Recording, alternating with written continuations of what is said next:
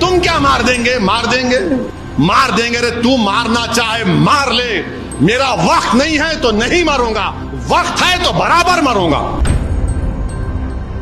اور میں ان شیطانی طاقتوں سے کہہ رہا ہوں جو بولے مار دیں گے، ایک بات یاد رکھو، میں کوئی مرغی کا بچہ نہیں ہوں۔ ایک بات یاد رکھو، مرغی کا بچہ نہیں ہوں۔ بات کے حالات تم جانو، پھر میں اتنا آسانی سے جانے والا نہیں ہوں، پیٹھ نہیں دکھاؤں گا انشاءاللہ تعالی۔ تم کیا، تمہارے باپ بھی آ جائیں گے تو سامنے ٹھہروں گا میں انشاءاللہ تعالی۔ تم زہر دے کے مارے انہوں شہید ہو گئے، تم 2 فیٹ کے سے گولی مارے وہ شہید ہو گئے۔ اور شہید تو قرآن میں اللہ بول رہا ہے ان کو مردہ مت کہو، تم جب مرو گے تم مردہ رہو گے انشاءاللہ۔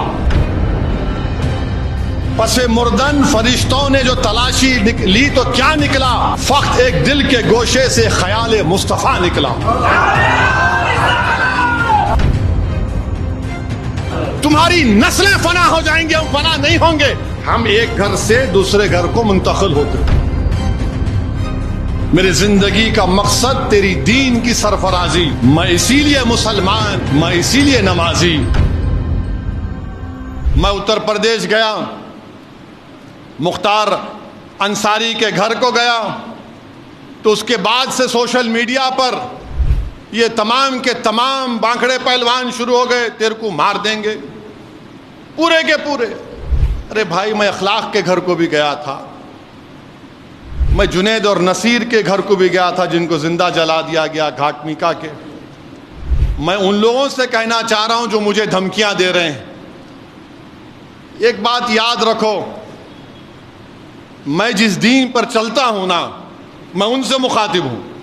میں جس دین پر چلتا ہوں نا، میرے کو یہ دین ایسا چمن میں چل کے نہیں ملا، میرے کو یہ دین میرے کو بادشاہ کے محلوں سے نہیں ملا، میرے کو یہ دین مجھے نرم نرم قالین سے چل کر نہیں ملا، میرے کو یہ دین مجھے ملا تو بدر اور حنین سے ملا، یہ دین مجھے ملا تو احد سے ملا، یہ دین اگر مجھے ملا تو کربلا سے ملا۔ اس دین کی بنیادوں میں عباس علمبردار کا خون ہے ظالموں۔ تم مجھے جانتے نہیں، تم میرے دین کو نہیں جانتے۔ مار دیں گے، تو مارنا چاہے مار لے، میرا وقت نہیں ہے تو نہیں مروں گا، وقت ہے تو برابر مروں گا۔ تم کیا مار دیں گے؟ مار دیں گے۔ ارے ظالموں، قرآن میں اللہ لکھ رہا ہے کلو نفس ذائقۃ الموت، اور میں ان شیطانی طاقتوں سے کہہ رہا ہوں جو بولے مار دیں گے، ایک بات یاد رکھو، میں کوئی مرغی کا بچہ نہیں ہوں۔ ایک بات یاد رکھو، مرغی کا بچہ نہیں ہوں۔ بات کے حالات تم جانو، پھر میں اتنا آسانی سے جانے والا نہیں ہوں، پیٹھ نہیں دکھاؤں گا انشاءاللہ تعالی۔ تم کیا، تمہارے باپ بھی آ جائیں گے تو سامنے ٹھہروں گا میں انشاءاللہ تعالی۔ مگر یاد رکھو، مومن فنا نہیں ہوتا، مومن فنا نہیں ہوتا۔ اب کیسے نہیں ہوتا؟ موت کیا ہے؟ زندگی اور موت ایک حقیقت ہے نا؟ زندگی اور موت کے درمیان میں ایک حجاب ہے۔ تو ایک گھر سے دوسرے گھر کو جائیں گے آپ، تو فنا کیسے ہوئے؟ ایک گھر سے دوسرے گھر کو جا رہے آپ اور ہم، تو فنا کہاں سے ہوئے؟ تم فنا ہو جاؤ گے، ہم فنا نہیں ہوں گے انشاءاللہ تعالی۔ تمہاری نسلیں فنا ہو جائیں گی، ہم فنا نہیں ہوں گے۔ ہم ایک گھر سے دوسرے گھر کو منتقل ہوتے۔ مستدراک ایک حدیث کی مشہور کتاب ہے۔ عمر بن عبدالعزیز رضی اللہ تعالیٰ عنہ کہتے ہیں کہ آخرت کی زندگی کی تیاری کرو، مومن فنا نہیں ہوتا، وہ ایک گھر سے دوسرے گھر کو جاتا، ایک گھر سے دوسرے گھر کو جاتا ہے۔ تو موت سے ڈرنا نہیں ہے، مگر ڈرنا اس بات سے کہ موت کے بعد کیا ہوگا۔ جب خبر میں جائیں گے، جب حساب کتاب ہوگا، جب پوچھا جائے گا، جب تم سے اور ہم سے پوچھا جائے گا، اور انشاءاللہ تعالی جب ہم کو رسول اللہ صلی اللہ علیہ وسلم کا چہرے مبارک دکھا جائے گا، تو ہم پکار کر کہیں گے یہ میرے آقا ہیں، انشاءاللہ میں ان کا امتی ہوں، یہ محمد صلی اللہ علیہ وسلم ہے۔ ہم ایک گھر سے دوسرے گھر کو منتقل ہوتے۔ مارنا ہے مارو، کیا کرنا ہے کرو، تم زہر دے کے مارے انہوں شہید ہو گئے، تم زہر دے کے مارے انہوں شہید ہو گئے، تم 2 فیٹ کے سے گولی مارے وہ شہید ہو گئے۔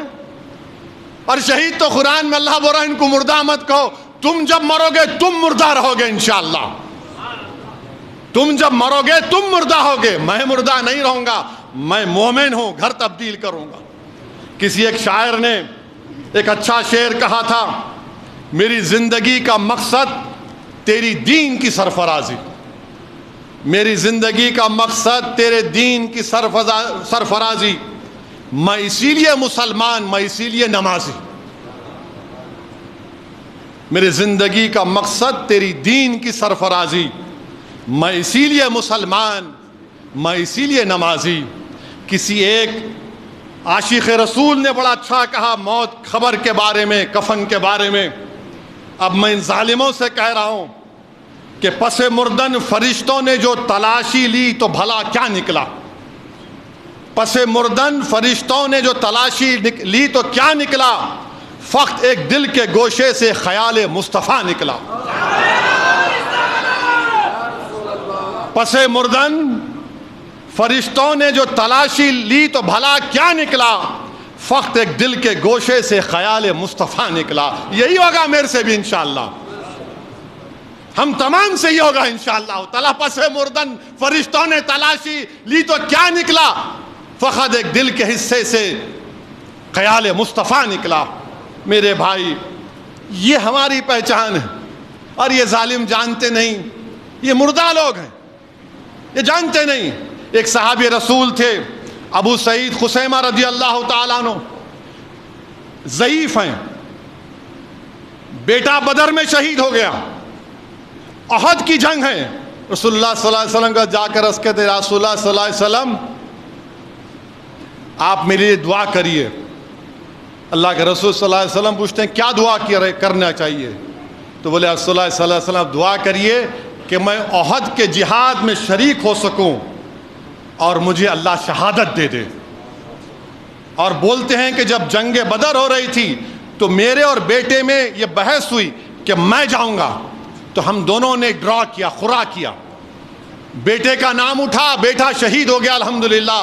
اور کہتے ہیں ضعیف باپ کہتا ہے رسول اللہ صلی اللہ علیہ وسلم میں نے رات میں اپنے بیٹے کو خواب میں دیکھا جنت میں، اور کہہ رہا ابا جان جلدی آؤ میں آپ کا انتظار کر رہا ہوں۔ ارے ظالموں، ہم کو اسلام ایسے ملا۔ اللہ کے رسول صلی اللہ علیہ وسلم ان کے لیے دعا کرتے ہیں، وہ شہید ہو جاتے ہیں۔ حضرت انس رضی اللہ تعالیٰ عنہ احد کی جنگ میں ایک اور واقعہ کہ ایک صحابی رسول آ کر رسول اللہ صلی اللہ علیہ وسلم عرض کرتے ہیں رسول اللہ صلی اللہ علیہ وسلم میری صورت اچھی نہیں ہے، میرے وجود سے تھوڑا بدبو آتی، کیا اگر میں کل شہید ہو جاؤں تو اللہ کیا دے گا مجھے؟ اللہ کے رسول صلی اللہ علیہ وسلم فرماتے ہیں اگر تو جہاد میں شہید ہوگا تو اللہ تجھے جنت دے گا، تو شہادت کے اعلیٰ مقام پر پہنچے گا۔ وہ جنگ میں حصہ لیتے، شہید ہو جاتے، جب ان کی لاش کو دیکھتے ہیں تو چہرہ نورانی ہو جاتا، جسم سے خوشبو آتی ہے، اور رسول اللہ صلی اللہ علیہ وسلم فرماتے ہیں کہ جنت کی حوریں اس کے استقبال کے لیے کھڑی ہوئی ہیں۔ تم ہم کو مارتے مارو پیارے، کون روک رہا تم کو؟ میری زندگی اللہ لکھ دیا ہے جب میں اپنی ماں کے پیٹ میں تھا، میری ذلت، میری عزت، میری رزق، سب چیز اللہ لکھ چکا ہے، تم کیا لوگے مجھ سے؟ ارے یاد رکھو دنیا میں رہیں گے تو غازیوں کی طرح رہیں گے، یا پھر موت آئے گی تو شہادت کو پسند کریں گے، اور حشر کے میدان اپنے ماں باپ کو شرمندہ ہونے نہیں دیں گے انشاءاللہ تعالی۔